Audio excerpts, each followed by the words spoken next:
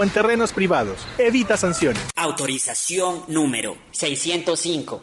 CNE, elecciones 2023. Hacemos un corte y enseguida regresamos.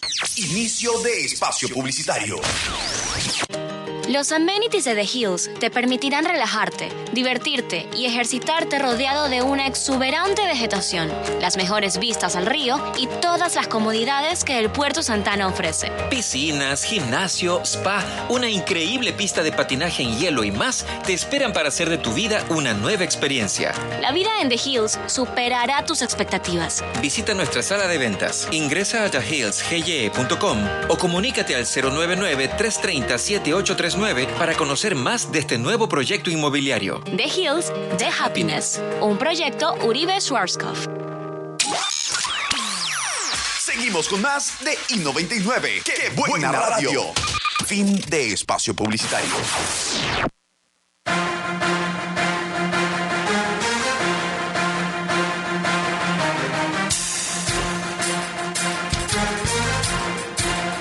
I99 presenta Diálogo Nocturno con Luigi Guerrón, Carla Escobar y María del Carmen Bunia, bajo la dirección del abogado Eduardo Mendoza Paladines y la coordinación de Wendy Quinde. Bienvenidos.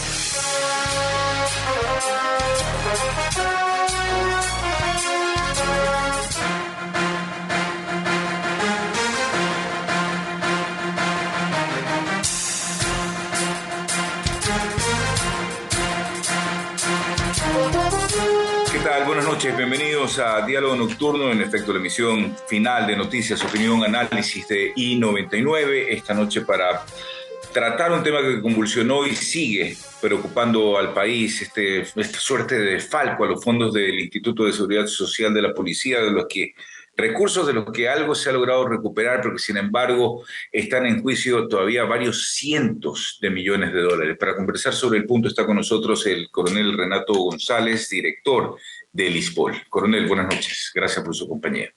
Buenas noches, Luigi, y un saludo cordial a todos quienes nos escuchan y nos miran. A ver, empecemos quizá al revés, ¿no? Hace unas cuantas semanas atrás en Estados Unidos se logró la incautación, me parece que era de $1.900.000 aproximadamente. ¿Qué ocurre con esos recursos incautados fuera que reclaman el fondo de la policía? Porque sin embargo son objeto de un juicio, insisto, en el exterior, y además incautados por autoridades del exterior, estadounidenses específicamente. ¿Se logran recuperar? ¿Han conversado al respecto con las autoridades estadounidenses? Tenemos una debilidad en ese sentido porque todavía no contamos con un estudio jurídico contratado para que realice el patrocinio del ISPOL en las jurisdicciones internacionales. Semanas atrás ya se recibieron a 10 estudios jurídicos en el seno del Consejo Directivo, pero como en las posteriores semanas se tuvo como prioridad el evacuar la propuesta de ley orgánica del régimen de seguridad social de la Policía Nacional, no se ha podido definir con cuál consorcio vamos finalmente a contratar. Esto nos da este escenario que todavía es muy incierto porque aparte de esos montos que son pequeños, del $1.300.000 que le confiscaron a John Luzuriaga, que es el exdirector de riesgos del ISPOL, también hay $2.6 millones que tienen que confiscarse a Luis Álvarez Villamar, exdirector de operaciones del DCVALE y exfuncionario de la Bolsa de Valores de Guayaquil. Pero los grandes montos son $125 millones que tiene la justicia norteamericana confiscados en activos del señor Jorge Cherres Miño. En realidad, estos son los valores más próximos que cuando ya tengamos esta representación internacional deberemos hacer presencia no solo en las cortes estadounidenses, sino contar con lo que nos ha ofrecido el primer mandatario, el apoyo inclusive de carácter diplomático. Bueno, claro, y se va a requerir finalmente, porque insisto, si lo incauta la justicia estadounidense, se lo queda la justicia estadounidense. Eso no es ni más ni menos que así. Vamos a ver qué se logra hacer, si no por la vía judicial, por la vía diplomática, en efecto. Usted dice 125 millones de Jorge Cherres en Estados Unidos, pero hay también $290 millones que se ordenó devolver por parte del gobierno al Citibank, y el Citibank plantea una medida cautelar que luego es rechazada. ¿Por qué ocurre esto? ¿Qué está sucediendo con esos fondos, coronel? Hagamos un recorderis de dónde provienen estos fondos. El ISPOL en el año 2015 tenía $327.3 millones en bonos de deuda interna. Ahí opera esta mal llamada Operación Swap, por la cual el ISPOL pierde la titularidad de estos recursos y se la pasa a Nascunco LLC, que es una filial de Citibank Nueva York. Esto se da en el contexto de que el 30 de diciembre del 2015, una fecha completamente inusual y en un horario también fuera de lo típico, empiezan alrededor de 26 operaciones en la Bolsa de Valores de Guayaquil. Y luego se concretan a partir de enero del 2016, cuando entra en concurso Citadel, Casa de Valores del señor Javier Neira Salazar, y crea el 6 de enero del 2016 dos subcuentas en el DCB del Banco Central. Una a nombre del ISPOL y otra a nombre de Nascunco. El 7 de enero, David Proaño Silva, el entonces director general del ISPOL, transfiere los bonos que estaban en la cuenta tradicional del ISPOL en el propio DCB a esta cuenta abierta el día anterior. Y el 8 de enero del 2016 se da la mal llamada Operación Cruzada en el seno del DCB, cuando Citadel supuestamente transfiere los 327 millones de dólares, pero no le compensa al ISPOL. Si usted entrega algo, tiene que recibir algo a cambio. No se da esa compensación ni esa liquidación. Pero ahí perdemos la titularidad de estos recursos el 8 de enero del 2016. Y esta operación, Luigi, lo más impresentable, el Banco Central de la época lo registra de manera manual. El 12 de enero del 2016 se mueven de esta nueva cuenta de Nascunco, pero bajo el control de Citadel, a una cuenta tradicional bajo el control de Picabal, donde hasta ahora permanecen. El remanente de estos recursos son los 290 millones de dólares que hemos seguido un camino largo de casi más de un año, porque en julio del 2021 logramos la retención de esos recursos y eso ha permitido que ya no existe el desangre de casi 26 millones de dólares en intereses y 263 millones de dólares en capital de bonos de deuda interna. En julio de este año, damos un escrito a la Superintendencia de Compañías, Valores y Seguros solicitando la aplicación de medidas de saneamiento y corrección previstas en el artículo 10, numeral 2 de la Ley de Mercado de Valores. Ellos entran en duda porque ya habían aplicado medidas sancionatorias al Banco Central y le hacen una consulta a la Procuraduría General del Estado. El renunciante ex procurador general de Estado, doctor Íñigo Salvador, les responde que lo uno no se contrapone con lo otro, pero recomienda que la Junta de Política y Regulación Financiera emita disposiciones más claras. Eso sucede en las semanas posteriores y finalmente el 24 de octubre se emitió la disposición de la Superintendencia de Compañías, Valores y Seguros para que el Banco Central aplique. Eso tenía un plazo de 10 días que vence hoy. No sé si es que en las últimas horas de la noche vaya a darse esa operación, pero tengo entendido porque nos convocaron ayer a una reunión el gerente Banco Central del Ecuador, que iban a pedir una prórroga del plazo por cuestiones operativas. Ellos estaban aprobando un manual de procedimientos del DCB y manifestaban que les va a tomar unos días más el concretar esta recuperación de 290 millones de dólares en bonos de deuda interna. Pero es increíble, la crónica que usted acaba de hacer convalida y le da sentido al dicho entre gallos y medianoche, pero literalmente entre gallos porque estábamos cerca de la medianoche, de la madrugada y cerca del fin de año además, ¿no? Y obviamente pues, en medianoche es increíble cómo operaban para ocultarse. Carla Escobar ya nos acompaña. Carlita, ¿cómo te va? ¿Qué tal? ¿Cómo estás? Buenas noches, Luis. Buenas noches a nuestros amigos de escuchas y al coronel Renato González, invitado esta noche. La verdad es que lo que escucho me aterra, porque en teoría, no puedo usar una expresión porque puede sonar vulgar, pero es que robarle a la propia policía, o sea, es algo inaudito, es algo que no se cree, es increíble.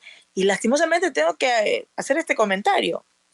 Es que seguramente los propios uniformados, uno que otro, no me refiero a todos, está involucrado en esto. Los tienen detectados, saben quiénes son, por lo menos les han pedido la baja. Lo más triste, Carla, buenas noches, es ese tema, porque que nos atraquen extraños hasta podría ser normal, pero sí. Lo más doloroso fue cuando logramos establecer presunción de responsabilidades administrativas, que ese es el ámbito que le corresponde a la Policía Nacional, en personas que ostentaron grados altísimos como el de general. Recuerde usted que fue la Policía Nacional la que en diciembre del 2020 sancionó con la destitución o desvinculación a David Iván Proaño Silva, que era el director general del ISPOL. Y hay el caso también del exdirector general del ISPOL, el general Enrique Espinosa Los Monteros, quien también está siendo procesado. ¿Qué es lo penoso? Que la parte administrativa ya ha actuado, pero la parte penal todavía ni siquiera están enjuiciados, están en etapas de investigación previa, que son etapas preprocesales, o en etapas de instrucción fiscal, que son etapas procesales. Pero no tenemos ni siquiera una sentencia de primera instancia. Y en el país, para que usted le llame a las personas por lo que son, debe tener sentencias ejecutoriadas, es decir, perder una primera instancia, perder una segunda instancia e inclusive la que yo denomino una tercera instancia informal, que es la casación en Corte Nacional de Justicia.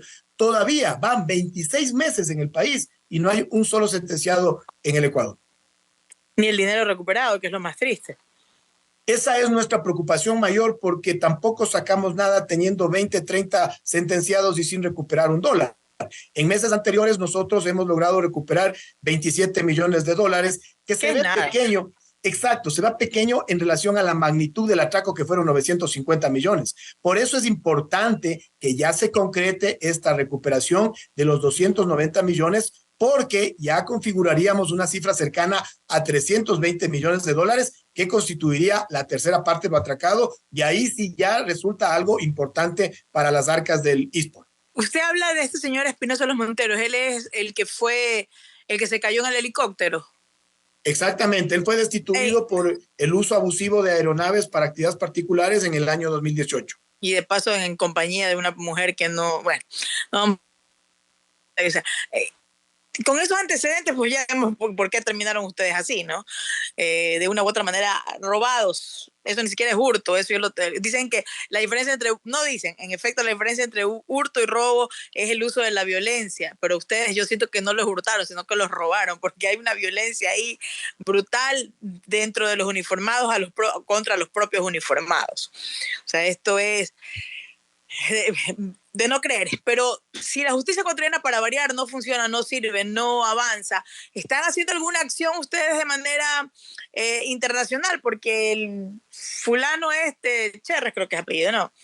Que está fuera del país, los fondos entendemos que están fuera del país, de una u otra manera se podría iniciar acciones en Estados Unidos para un poco movilizar las cosas, habilitar las cosas, ya que nuestra justicia no funciona.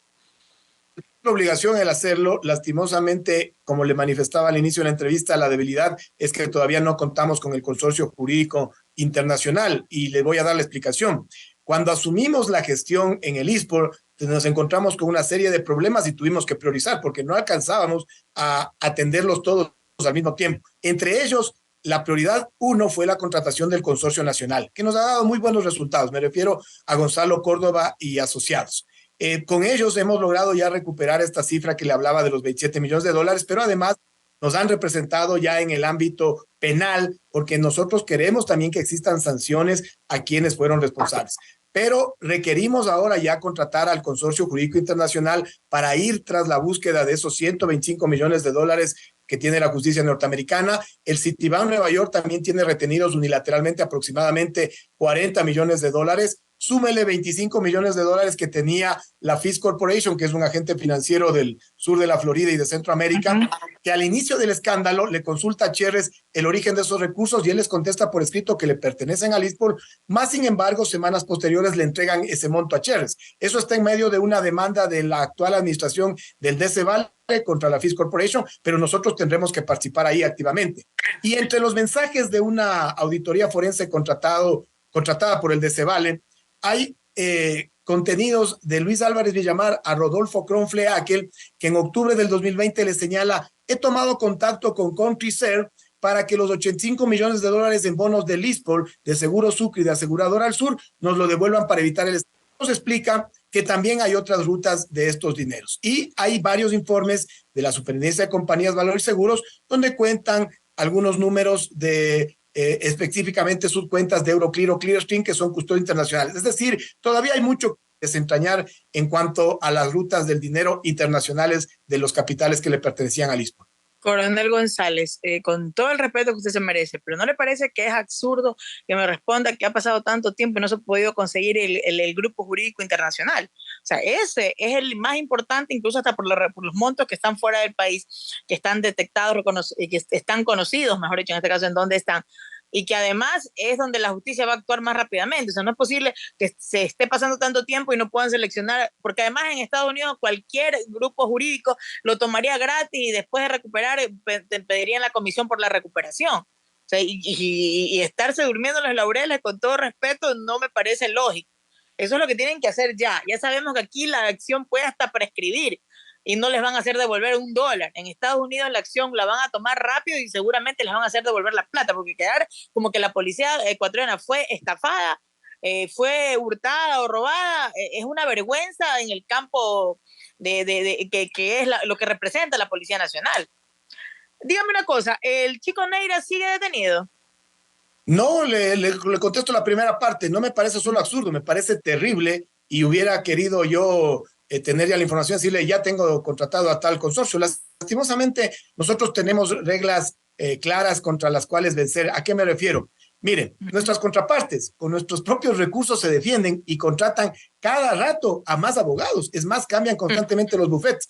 Lastimosamente, yo soy institución pública y yo para contratar tengo que seguir todo este largo camino tortuoso de la contratación pública ecuatoriana.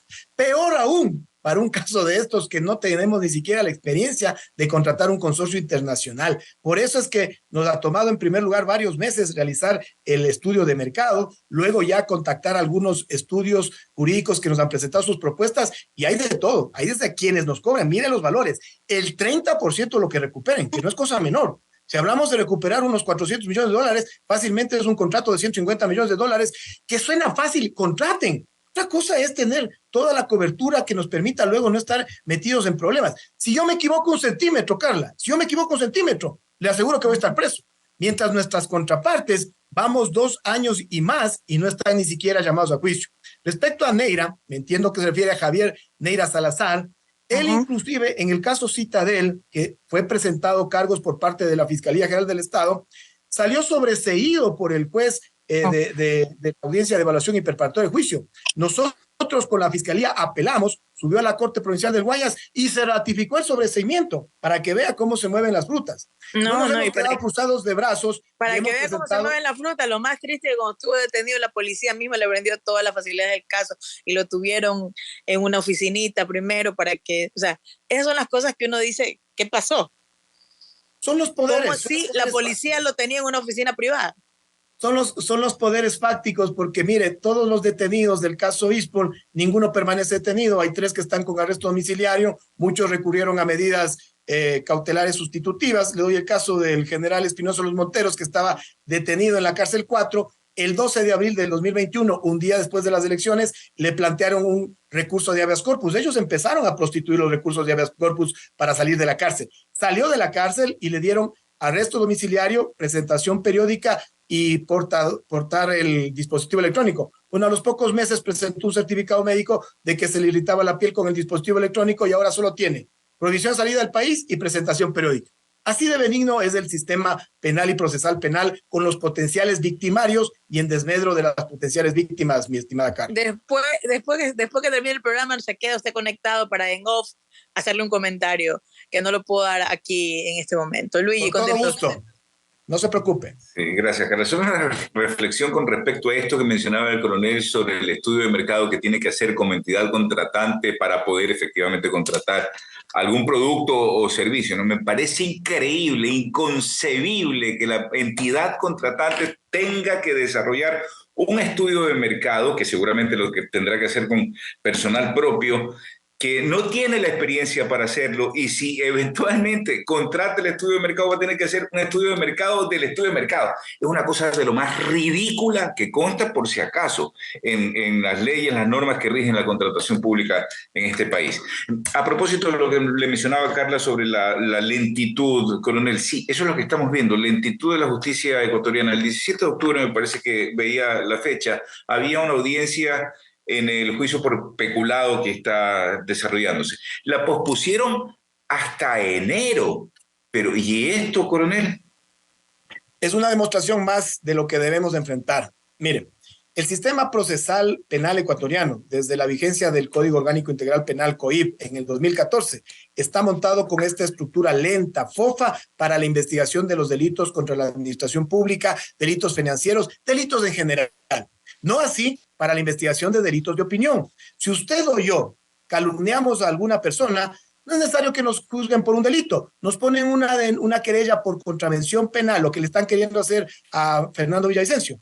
Le ponen una querella, presentan eso ante un juez y en 10 días tiene que ser evacuada la audiencia de sanción. ¿Qué implica eso? Penas de 15 a 30 días. ¿Qué es lo que se busca? Amedrentar, amordazar a la población. Pero permítame ser un poco extenso en narrar cómo es el proceso penal ecuatoriano. Usted presenta la denuncia por un delito. Bueno, la investigación previa, es decir, la etapa preprocesal para delitos sancionados con penas de hasta 5 años de prisión, dura 1 año, y para delitos con penas mayores de 5 años de prisión, hasta 2 años. Ahí ya tiene varios meses perdidos. Pero usted debe contar con la suerte de que se encuentre con un fiscal digno, que no sea corruptible.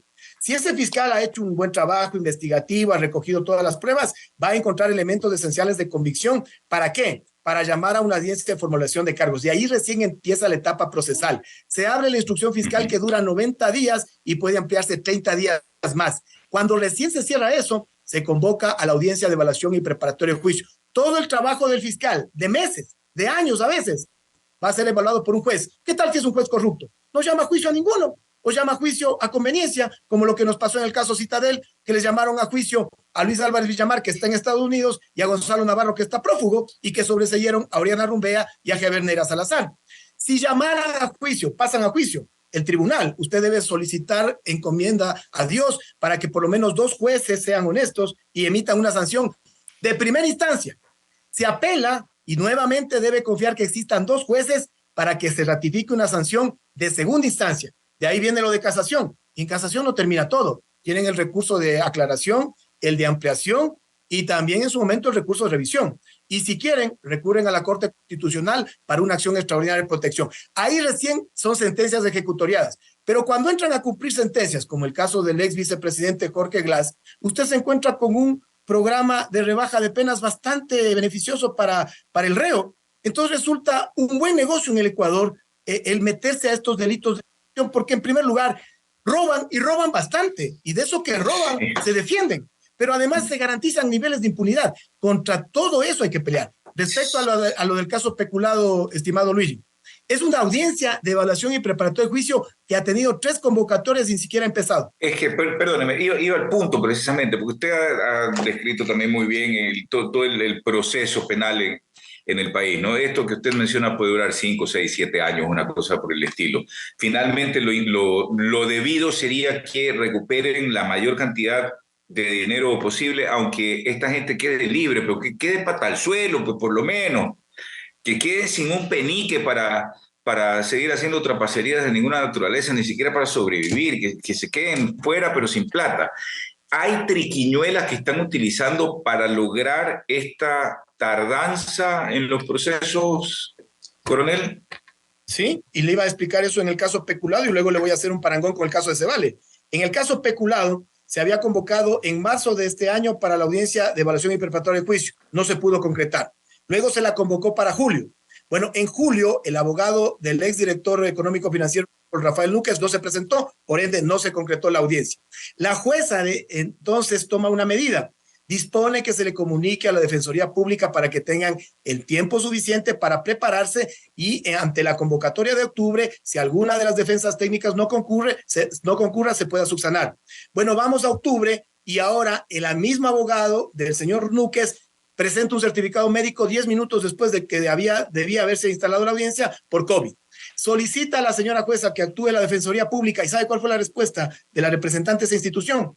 Que hace 1 hora le acaban de asignar el proceso y ella no pudo revisar los cuerpos procesales. Obvio que no va a alcanzar a revisar casi 44 cuerpos procesales, pero mire el nivel de negligencia de esta institución pública, la Defensoría Pública, que cuando se trata de defender a delincuentes en delitos flagrantes son muy ágiles, pero cuando es un caso de connotación pública que tuvo 3 meses de anticipación la comunicación, sus procesos internos fueron tan negligentes, tan indolentes, que no asignaron uno de los defensores para que con tiempo se prepare. ¿En qué terminó eso? Que esta jueza, la doctora Irene Pérez, también muy bondadosa, empieza a consultar abogado por abogado cuáles son sus agendas de los próximos meses, y lo más pronto fue 9 de enero del 2023. Sí, como yo digo, ojalá no le dé gripe a alguno de los abogados, porque otra vez... Mete Chuchaqui todavía después de las fiestas de Quito, Navidad, fin de año. Y en el caso de Cevale nos pasa algo similar. Mire, en diciembre estaba empezando la audiencia de evaluación y preparatorio de juicio. La señora Oriana Rumbea ya tenía 4 abogados en su defensa técnica. Le sumaron al abogado Joseph Norix. ¿Para qué? Para forzarle a la jueza Yanela Norix a que se excuse. ella se excusó. El juez superior determinó que no debía haberse excusado, sino que el abogado Norris no debía haberse sumado a una defensa técnica que ya tenía 4 profesionales. Se recuperaron las audiencias a inicios del año. Se quiso nuevamente conectar este sujeto, Joseph Norris, la jueza no se lo permitió, le recusaron a la jueza. Pero se van perdiendo meses y semanas. Avanzan nuevamente las audiencias y fue en cambio el turno del abogado del señor Jorge Cherres, quien le volvió a recusar a la jueza Yanelia Norris por una causal que es impresentable, por manifiesta enemistad. Pero si la jueza ni siquiera les conoce, pues en persona. Pero, ¿qué buscan? Dilatar esta serie de estratagemas, esta serie de argucias, que lo que pretende es, por un lado, buscarse la prescripción de las penas y por otro, están jugando también con los ciclos políticos. Ellos están esperanzados en un cambio de gobierno que les dé mayores expectativas de impunidad. Así de claro. Vamos a ver si les calzan los tiempos. Carlita Escobar. Perdón, tenía el micrófono apagado. Decirle que de verdad es que mientras más escucho, no solamente que me largo, con toda la disculpa del caso, le digo que me causa risa, de verdad. O sea, es una cosa, en este país creo que era lo que faltaba, ¿no? Que la Policía Nacional sea estafada, sea robada, o sea, y toda la historia, lo que ha pasado en la función judicial, entonces, a la policía, que debería ser el órgano protegido, que debería ser al que se le dé apoyo, que está ahí el dinero del trabajo de todos los uniformados que están en las calles, resulta que es a la que no se la está defendiendo, no se la está apoyando, Carla, no pasa nada. Y déjame abonar. Claro, el mensaje que se envía desde la función judicial es precisamente eso. No hay intocable para la corrupción. A la policía le estamos haciendo esto. Imagínate tú, simple mortal. Ese es el mensaje que se transmite. Y además cualquiera de estos que vende humo con estas historias de que le manejan el dinero a uno, ya viene y le roban, le hace esto a la policía también. O sea, el resto, por si acaso, si les hicimos a la policía esto, cualquiera se lo hacemos, ¿no? También, el mensaje es en ambas vías, pero lo cierto es que la perjudicada siempre en este caso será la Policía Nacional. No solo eso, Carla y Luigi, me han encantado sus comentarios porque lo que demuestran es que el atraco no fue a la Policía Nacional, fue un ataque directo del crimen organizado al Estado ecuatoriano. Si nos recuperamos los recursos del ISPOL, ¿sabe quién termina pagando la factura? Los 18 millones de ecuatorianos, pues, porque está garantizado por ley que las pensiones en el ISPOL, cuando se haga falta recursos, deba recurrirle al Estado. Es decir, si no recuperamos los 950 millones de dólares, el crimen organizado, las élites políticas y económicas de este país que le atracaron al ISPOL, bien gracias con esa cantidad de dineros y los 18 millones de ecuatorianos sacando de impuestos para pagar las pensiones en el ISPOL. Eso no es justo. Por eso yo quiero rescatar lo positivo. Por eso es importante que se comprenda que el recuperar los recursos del ISPOL no es algo que le debe atinar únicamente a la Policía Nacional, sino a todas las instituciones públicas y privadas decentes de este país, porque es el ataque, le están haciendo una afrenta al Estado ecuatoriano. Si a la Policía Nacional le sucede esto, bien lo dicen ustedes, ¿qué podemos esperar del ciudadano común? Nosotros vamos 26 meses bregando porque los procesos judiciales avancen y no avanzan. Imagínense lo que le espera a un Renato González, a un Luigi Guerrón, a una Carla Escobar en manera particular. Esto es terrible. Terrible. Ay, Dios, Luigi, creo que de paso se nos acabó el tiempo. Sí, lamentablemente, porque como siempre las puertas están abiertas, estos micrófonos están abiertos para recibir a Renato González y poder empujar, presionar de alguna forma para que finalmente se haga justicia en favor de la policía y ciertamente en favor del Estado ecuatoriano y de todos los ecuatorianos por ende, porque como menciona el coronel González, esto lo tiene que pagar alguien, no se va a quedar en el aire el dinero perdido. Y me parece que hubo inclusive una disposición del gobierno de la década, la década nomás lo vamos a dejar, que efectivamente garantizaba, y me parece que fue antes de toda esta trapacería que se hizo, garantizaba el pago de las pensiones jubilares de la policía, como, entre comillas, previniendo que esto iba a pasar. Coronel González, muchas gracias por su compañía. Un saludo cordial a todos ustedes, una buena noche y muchas gracias por siempre darnos espacio, que esto es importantísimo. El ámbito mediático evita que suceda lo que busca el crimen organizado, que es irle acallando a estos casos de connotación social. Muchas gracias, una buena noche. Hasta mañana. Gracias, un saludo con todos.